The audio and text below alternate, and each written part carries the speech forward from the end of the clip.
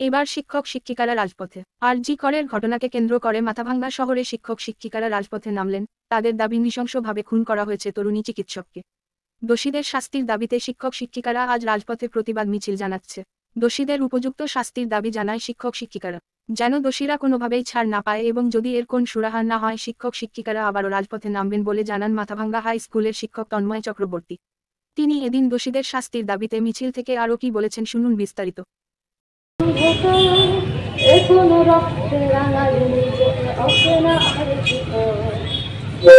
সকালে দেখছি আমরা রাতের চেয়ে অন্ধকার, এখনো রক্তে রাঙালি অচেনা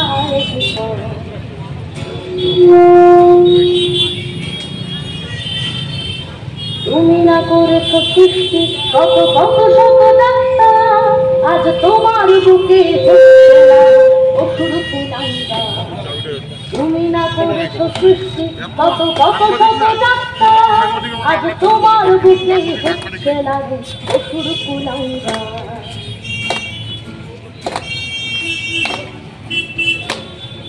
তোমারই মাঝারে হাজারে হাজারে রোগী ফিরে পেল চান, আজ তোমার বুকে তিলোত্তম নৃশংসতায়।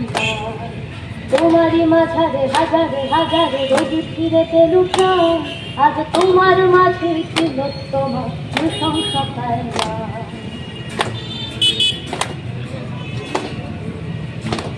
আজ তোমার মাঝে পেল না রেহাই, খুন হলো ডাক্তার সাধারণে, তবে সেবা কি বা পাবে, কি হবে আমজনতা। তোমার মাঝে পেল না রেহাই, খুন হলো ডাক্তার সাধারণে, তবে সেবা কি বা পাবে, কি হবে আমজনতা।